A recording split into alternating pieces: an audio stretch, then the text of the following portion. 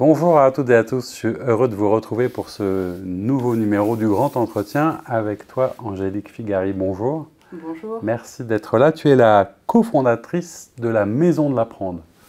Rien que le nom, déjà, c'est quelque chose d'étonnant.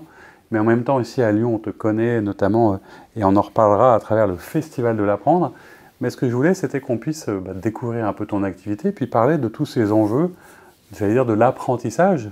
Et peut-être la première question qui me venait, c'est en fait, à quoi ça sert d'apprendre aujourd'hui? Alors merci déjà pour cette invitation et je suis ravie de pouvoir partager un petit moment avec toi, avec vous.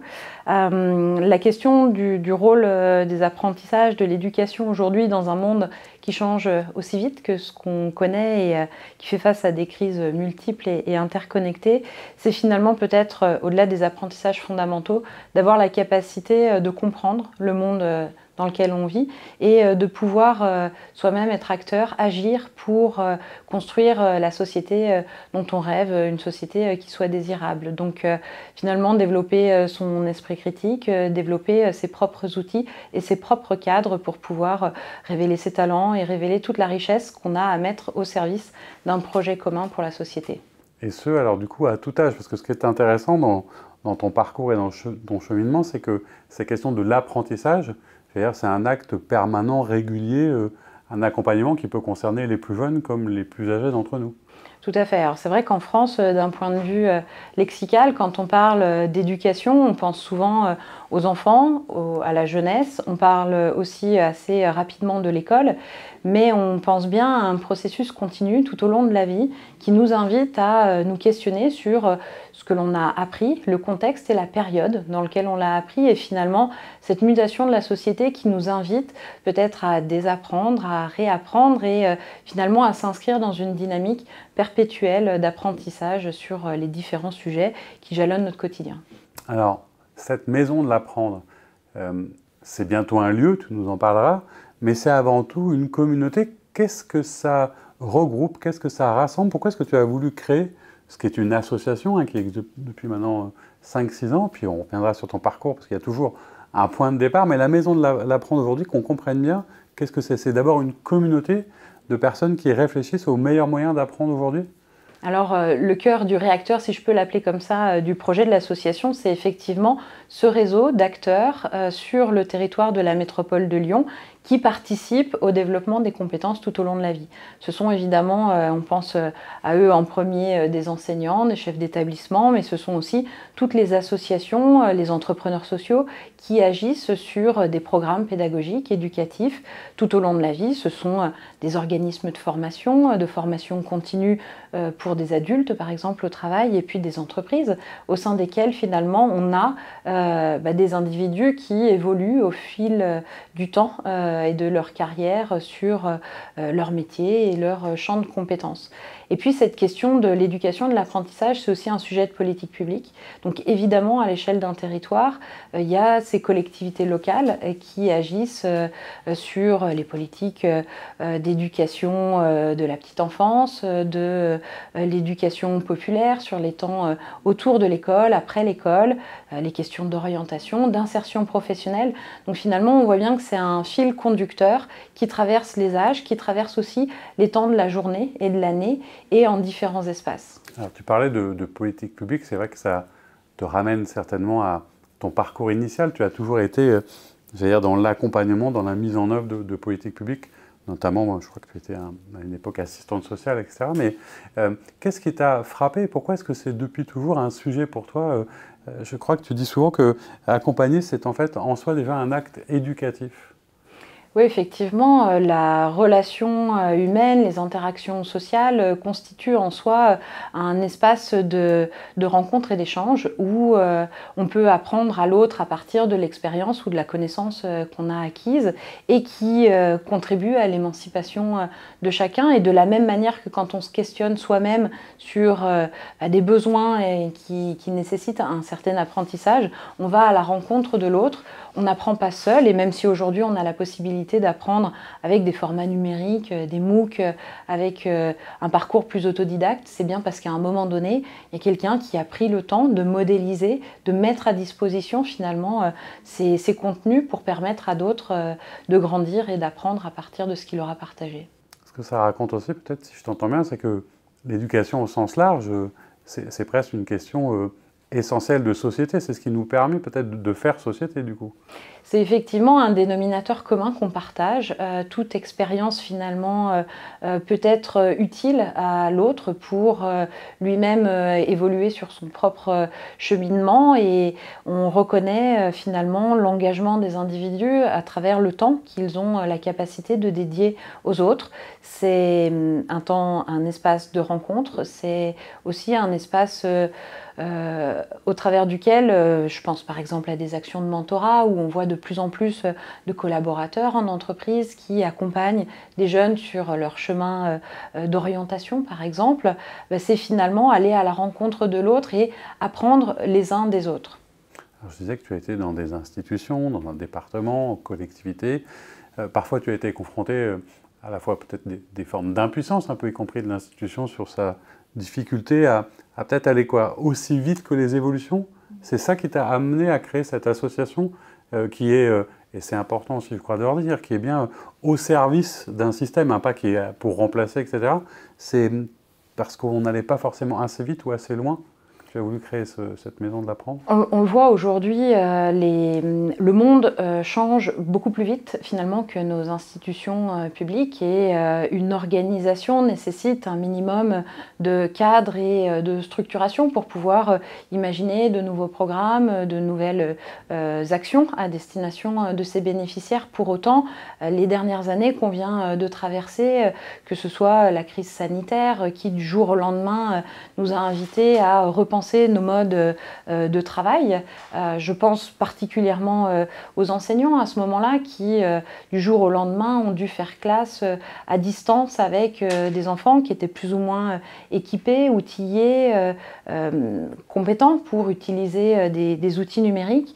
Et c'est finalement cette difficulté de devoir s'adapter continuellement à un contexte pour lequel on n'était pas nécessairement préparé. Donc l'ambition de la Maison de l'Apprendre, c'est effectivement de mutualiser des ressources, des expertises existantes sur notre territoire pour les mettre au service de ceux qui en auraient le plus besoin, et d'accélérer finalement la capacité à s'adapter au nouveau cadre de travail sur le fond et sur la forme. Alors ce qu'on sait peu, et je l'ai moi-même découvert en préparant avec toi cet entretien, c'est que l'expérimentation que tu mènes sur le territoire, elle est quasi unique et exemplaire même à l'échelle européenne. C'est-à-dire que lorsque tu as commencé à penser ce projet, tu as rencontré notamment, je crois, sur ton chemin, l'ONG Ashoka, qui t'a permis d'accéder à un certain nombre d'autres structures, y compris européennes, mondiales et tout. Est-ce que tu peux nous raconter pourquoi Lyon, en fait, est devenu quasiment une vitrine et un laboratoire de cette expérimentation en termes d'apprentissage, notamment? Le début de l'histoire est né à Fézin, dans le cadre de la mission que je pouvais avoir à la ville de Fézin sur les politiques publiques, et la rencontre avec un chef d'établissement, un principal de collège, où on a eu envie, sur l'inspiration des rythmes anglo-saxons, de repenser en fait les dynamiques de coéducation. Dans les pays anglo-saxons, l'après-midi, ce sont des associations qui interviennent auprès des jeunes et qui les accompagnent dans leurs apprentissages avec d'autres modalités que ce qui peut se passer en classe et sur d'autres sujets. Et c'est finalement cette expérimentation qu'on a montée à l'échelle de la ville de Fézin, et avec ce collège qui était en éducation prioritaire, qui nous a fait croiser le chemin de l'ONG Ashoka, qui travaille sur l'accompagnement des dynamiques d'entrepreneuriat social. Et Ashoka travaillait avec l'UNESCO, avec le ministère de l'Éducation nationale, sur ces enjeux de transformation de l'expérience éducative. Mais non pas sur simplement des modalités, mais vraiment sur cette question des projets éducatifs de territoire qui impliquent des acteurs publics, des décideurs, des acteurs économiques, des acteurs associatifs, pour finalement créer une nouvelle dynamique d'alliance territoriale au service de l'éducation et de l'émancipation des jeunes.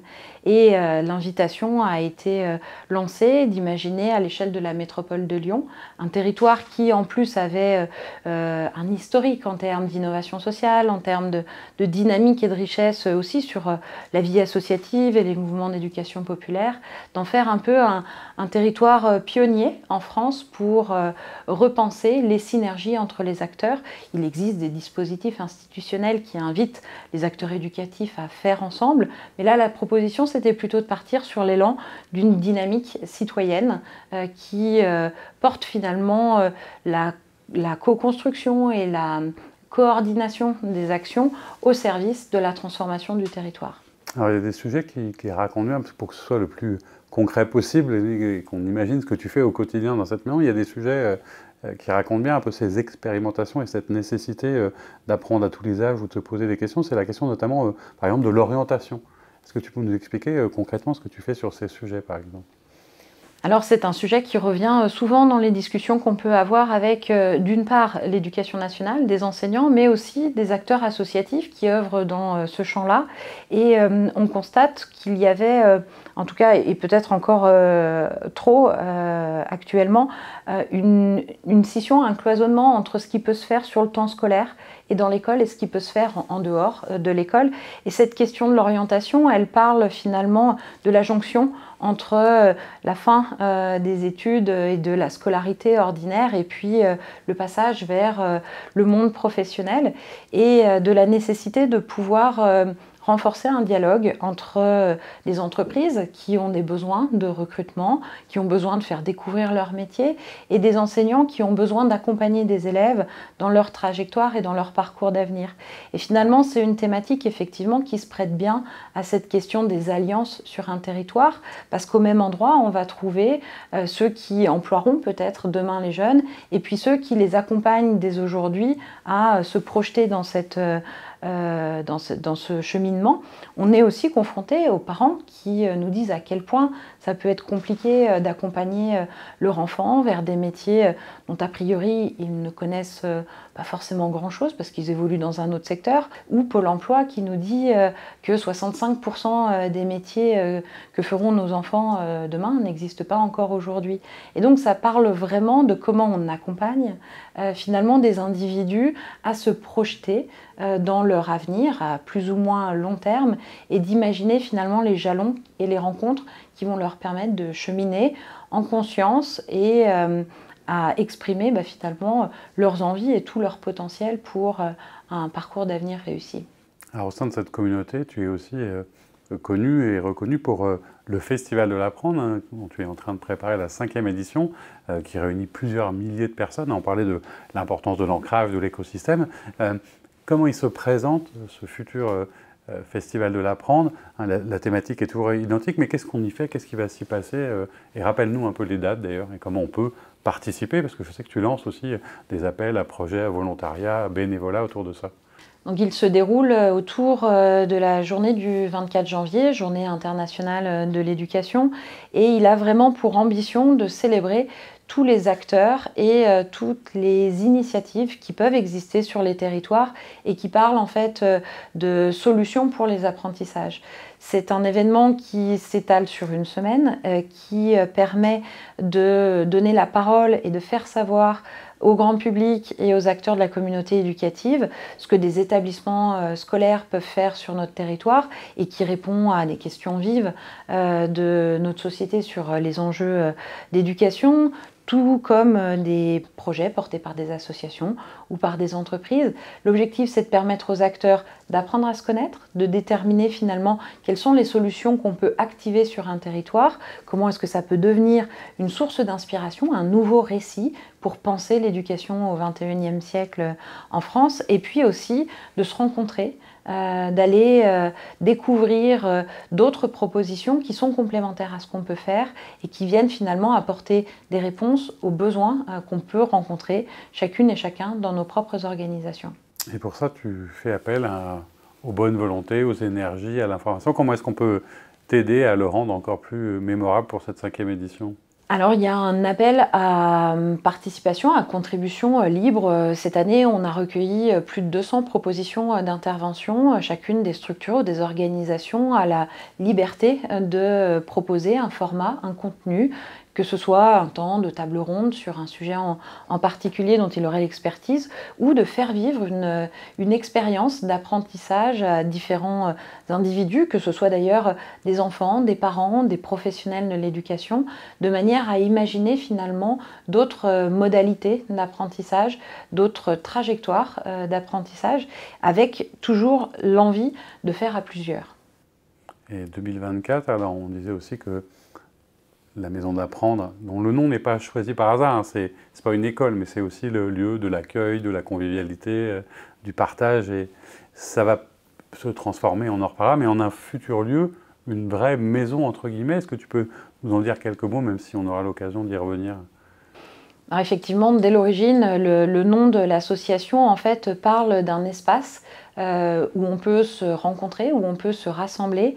La terminologie de maison n'est pas anodine non plus, parce que l'idée c'était que ça puisse être un espace partagé par différentes typologies d'acteurs, enseignants, formateurs, managers dans une entreprise ou acteurs associatifs. Et donc finalement d'un espace où on aime aller à la rencontre des autres et surtout où on peut creuser finalement ce qui nous différencie, mais ce qui fait qu'on est complémentaires et ce qui peut ouvrir de l'espace à des coopérations. Et si effectivement la communauté et le réseau d'acteurs est au cœur de la mission de la Maison de l'Apprendre, l'autre jambe de notre activité, c'est d'accompagner l'émergence finalement de coopération entre tous ces acteurs. Le lieu sera un espace propice pour penser ensemble, construire ensemble des nouveaux programmes, des nouveaux formats qui viendront directement répondre aux besoins du territoire, qu'on aura su qualifier de manière à ce que cette innovation, elle ne soit pas hors sol, mais elle vienne finalement apporter une ressource complémentaire par rapport aux besoins des habitants les plus vulnérables. Mais ici, on parle souvent des transitions, de tous ces enjeux de la transition, quelque part, et peut-être comme un mot de la fin, est-ce que ça veut dire que tu places clairement l'éducation comme un des leviers majeurs de la réussite des transitions aujourd'hui? Je crois qu'effectivement, pour que la transition puisse aboutir, elle requiert que chaque individu se sente acteur du changement. Et la meilleure manière pour pouvoir y parvenir, c'est d'être accompagné sur le chemin de l'outillage, de la prise de conscience, de l'éveil et surtout de la capacité à passer à l'action. Et bien voilà, c'est aussi pour ça qu'on voulait te rencontrer et en parler ensemble. Merci beaucoup d'être venu nous voir. On suivra avec attention évidemment le festival et la réalisation de cette Maison de l'Apprendre. Et quant à vous, je vous dis à très bientôt pour un nouveau grand entretien.